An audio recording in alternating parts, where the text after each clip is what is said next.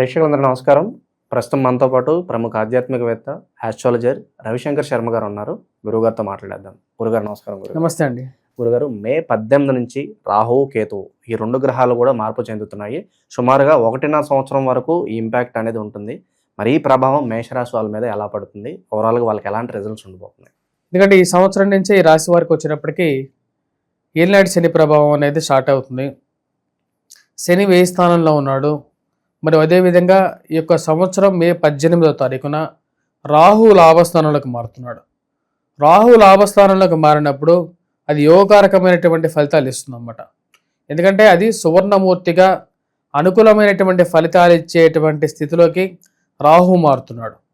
కానీ ఏలినాటి శని ప్రభావం కూడా కలిసే ఉంది అక్కడ. దాని యొక్క ప్రభావం అనేది కొంచెం ఉంటుంది రాశి వారికి. ముఖ్యంగా వచ్చేటప్పటికీ రాహు యొక్క స్థితి రాజకీయంగా ఎదగడానికి చేసేటువంటి ప్రయత్నాల్లో యోగకారకమైనటువంటి ఫలితాలు ఇస్తుంది. కొన్ని అదృష్టాలను ఇస్తుంది అన్నమాట. అంటే ఎటువంటి అదృష్టాలను ఇస్తుంది అంటే ముఖ్యంగా ఒకప్పుడు కష్టం ఉన్నప్పటికీ కూడా సుఖాన్ని ఇవ్వగలుగుతుంది. కష్టంతో పాటు సుఖాన్ని ఇచ్చేటువంటి గుణం ఉంటుంది. కొద్ది గొప్ప ఖర్చు అవుతున్నప్పటికీ, సంపాదించినటువంటి డబ్బు ఖర్చు అవుతున్నప్పటికీ ఆ యొక్క సంపాదనలో ఏదో ఒక బెనిఫిట్ని ఇచ్చే విధంగా ఉంటుంది. వెళ్ళిన చోట సుఖంగా నిద్ర పట్టడానికి, ఎందుకంటే ఈ రోజుల్లో ప్రశాంతంగా నిద్రపోవటం కూడా ఒక మంచి సుఖమే. అలాంటి ఒక సుఖాన్ని ఇస్తుంది. వాటితో పాటు సంపదను ఇస్తుంది. ఉద్యోగపరంగా అనుకూలమైనటువంటి స్థితిని ఇస్తుంది. మరి ఏలినాటి శని ప్రభావం ఏమిటి అంటే ఖర్చు కారకంగా ఉంటుంది. అంటే డబ్బు ఖర్చు అవుతుంటుంది, కానీ సుఖాన్ని మటుకు ఇస్తూ ఉంటుంది. ఖర్చు అయినప్పటికీ కూడా సుఖం పొందడం అనేది అందరికీ సాధ్యం కాదు. కానీ ఆ యొక్క పరిస్థితి ఈ యొక్క రాశి వారికి ఈ యొక్క సంవత్సరం అనుభవించబోతున్నారు. ఎందుకంటే ఈ యొక్క సంవత్సరం ఈ రాశి వారికి గురువు తామ్రమూర్తిగా ఉన్నాడు. ఇంకా పూర్తిగా నిష్ఫలుడు అవ్వలేదు. అంటే తామ్రమూర్తిగా ఉన్నటువంటి గురువు ఇంకా 1/4 వంతు బెనిఫిట్స్ని ఇస్తూ ఉన్నాడు, ధైర్యాన్ని ఇస్తూ ఉన్నాడు.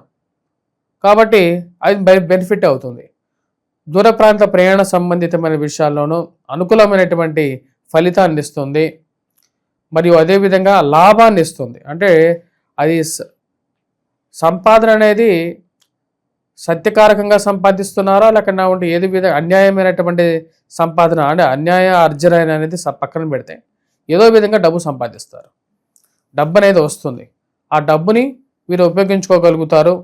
ఈ యొక్క సంవత్సరం వీరికి అనుకూలమైనటువంటి ఫలితాలుగానే గోచరిస్తూ ఉన్నది. ముఖ్యంగా కోర్టు సంబంధితమైన వ్యవహారాలు ఏవైతే ఉన్నాయో, భూ సంబంధితమైనటువంటి లావాదేవీలు ఏవైతే ఉన్నాయో వాటిలో ఒకంత సానుకూలమైనటువంటి స్థితి గోచరిస్తూ ఉన్నది. విద్యార్థులకు కూడా కొంచెం అనుకూలమైనటువంటి ఫలితాలు, ముఖ్యంగా గవర్నమెంట్ రిలేటెడ్ ఎగ్జామ్స్ గురించి రాసేటువంటి వారికి అనుకూలమైనటువంటి ఫలితాలు కూడా పొందగలుగుతారు. కానీ మీరు గమనించినట్లయితే ఈ యొక్క సంవత్సరం రాహు యొక్క స్థితి గురించి మాట్లాడుతున్నాం కూడా, కేతు యొక్క స్థితి పంచమంలోకి మారుతున్నది. అంటే సింహంలోకి కేతువు రాబోతున్నాడు అన్నమాట. కన్యలో ఉన్నటువంటి కేతువు సింహంలోకి రాబోతున్నాడు. సింహంలోకి ఎప్పుడైతే కేతుగ్రహ సంచారం జరుగుతుందో ఈ రాశి వారికి ముఖ్యంగా సంతాన సంబంధితమైన విషయాల్లో కొంచెం జాగ్రత్త అనేది అవసరం. ఎందుకంటే శత్రుస్థానంలోకి కేతు రాబోతున్నాడు. కేతు ఎప్పుడైతే శత్రుస్థానంలోకి వస్తాడో దాని యొక్క ప్రభావ రీత్యా కొంచెం ఎఫెక్ట్ అనేది ఉంటుంది. ముఖ్యంగా ఎక్స్పెండిచర్ అనేది ఎక్కువ ఉంటుంది. అదే శని కూడా ఇంప్లికేట్ చేస్తున్నాడు. శని కూడా అదే విషయాన్ని చెప్తున్నాడు అన్నమాట. శని కూడా వ్యయ స్థానంలో ఉన్నాడు, కేతువు కూడా పంచమంలో ఉన్నాడు, శత్రుస్థానంలో ఉన్నాడు. దాని యొక్క ప్రభావం అనేది రాశి వారికి ఖర్చు కారకంగా ఉంటుంది. ముఖ్యంగా మెయిన్ బిజినెస్లు ఏవైతే పెద్ద పెద్ద బిజినెస్లు స్టార్ట్ చేస్తున్నారో ఆ విషయాన్ని 1కి 2 సార్లు ఆలోచించుకోండి. మీ యొక్క జాతకరీత్యా అవన్నీ పరిపూర్ణంగా ఉన్నట్లయితే, యోగించే విధంగా ఉన్నట్లయితే మీరు నిస్సందేహంగా ముందుకు వెళ్ళండి. లేని పక్షంలో కొంచెం ఆలోచించి నిర్ణయాలు తీసుకోవాల్సినటువంటి ముఖ్యమైనటువంటి సూచన. మరియు అదేవిధంగా పిల్లల యొక్క ఎదుగుదల గురించి ఆలోచన అనేది ఎక్కువగా ఉంటుంది. సంతానం గురించి, అంటే కొత్తగా వివాహమైనటువంటి వారు సంతాన ప్రాప్తి గురించి ఎక్కువగా ఆలోచన అనేది కలుగుతూ ఉంటుంది. దీని ప్రభావం అనేది కొంచెం ఈ రాశి వారికి ఎక్కువగా కలగడానికి ఆస్కారంగా ఉంటుంది. మరియు ఈ రాశిలో ఉండేటువంటి వారు విద్యార్థులకి కొంచెం అనుకూలమైనటువంటి ఫలితాలు కూడా రావడానికి ఆస్కారకంగా కూడా ఉంటుంది ఈ యొక్క సంవత్సరం. ఈ రాశిలో ఉండేటువంటి వారు ఎటువంటి పరిహారాలు చేసుకోవాలి అనేది చూద్దాం. ముఖ్యంగా ఈ రాశిలో ఉండేటువంటి వారు పరిహారాల గురించి మాట్లాడేటప్పుడు రాహువుకి కేతువు రెండిటికి పరిహారం చేసుకోవాలి. రాహు అనుకూలమైనటువంటి స్థితిలో ఉన్నాడు కాబట్టి పరిహారం చేయకపోయినా ఏం ప్రాబ్లం ఉండదు.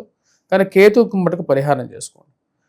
కేతువుకి ముఖ్యంగా ఉలవలు ఏవైతే ఉంటాయో ఆ ఉలవలను ఎవరికైనా దానం చేయటం కానీ, అంటే ఉలవలతో చేసినటువంటి పదార్థం ఏదైతే ఉంటుందో దేవాలయంలో వినాయకుడికి నివేదన పెట్టేసేసి అక్కడ దానం ఇవ్వండి. ఇది సంతాన ప్రాప్తికి, సంతానం ఎదుగుదలకి అనుకూలంగా ఉంటుంది. కొంతమంది విషయాలు ఎలా ఉంటాయంటే వారి తల్లిదండ్రులేమో మంచి మంచి ఉద్యోగాల్లో ఉంటారు, పిల్లలేమో ఎదుగుదల లేకుండా స్నేహితులతో దురలవాట్లకి లోనైపోయి తిరుగుతూ ఉంటారు. వారిని ఎలా ఒక సక్రమమైనటువంటి మార్గంలో పెట్టాలి అనే ఆలోచన కలుగుతూ ఉంటుంది. మరి ఆ సక్రమమైనటువంటి మార్గంలో పెట్టడానికి ముందు తల్లిదండ్రులు కొన్ని నియమాలు, ఒక సక్రమమైనటువంటి మార్గంలో వారిని పట్టించుకోవాలి. కుటుంబంలో వారికి సమయానికి స్పెండ్ చేయడానికి టైం ఉండదు. వీరిద్దరూ వాళ్ళ పనుల్లో బిజీగా ఉంటారు, పిల్లలు వాళ్ళ పనుల్లో వాళ్ళు బిజీగా ఉంటారు. మరి వాళ్ళని ఎవరు పట్టించుకుంటారు? పట్టించుకోవాల్సిన తల్లిదండ్రులే కదా, వీళ్ళదే కదా ముందు. వీరు ఆ పట్టించుకోవడం, మన ప్రసాదాన్ని చేయమని చెప్తాము పిల్లల గురించి, అది చేసేటువంటి ఓపిక కూడా ఉండదు. మరి అలాంటప్పుడు నీ గురించి నీకే బాధ లేనప్పుడు నీ గురించి ఎవరికి బాధ ఉండాలి? నీ పిల్లవాళ్ళ గురించి నీకే బాధ ఉండాలి ఫస్ట్ ఆఫ్ ఆల్. సో ఈ రాశిలో ఉండేటువంటి వారు ఉలవలని నైవేద్యంగా పెట్టండి.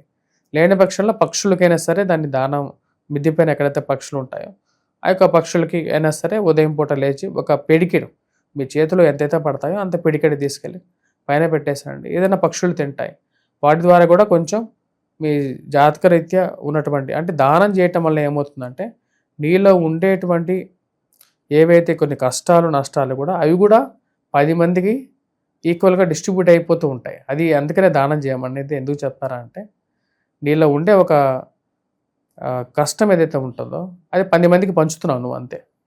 సో రాహువు కేతువు ఈ 2 గ్రహ మార్పుల కారణంగా ఓవరాల్గా మేషరాశి వారికి ఏ విధంగా ఉండబోతుందో చాలా బాగా వివరించారు గురుగారు. ధన్యవాదాలు.